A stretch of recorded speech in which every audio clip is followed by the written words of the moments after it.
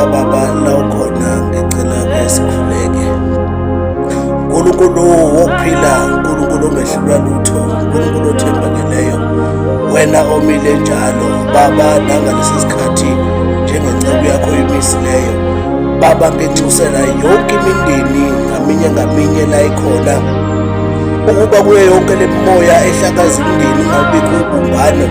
uNkulunkulu nomusa, uNkulunkulu nothando, bese ukudedisa lokho Baba. Eminye imindeni iphilisa kweyihambi kodwa bewuzala kabazani Baba, ngikhulekela ukuthula, ngikhulekela ukuphila, ngikhulekela ubuntu kubantu bakho, ukuthi bazane ukuthi bangabakho, bebambane ngesandla.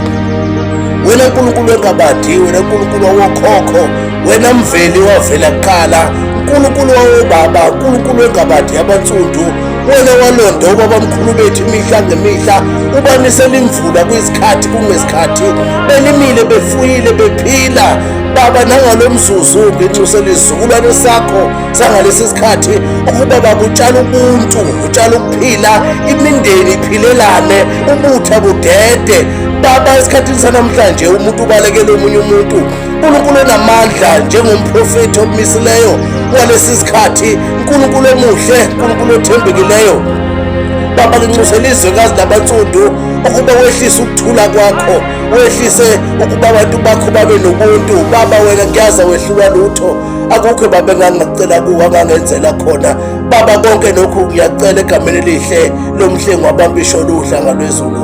Amen. Siyathokoza engathi uNkulunkulu engabanani njalo anigcine emndenini nibe nokuthula. Amen.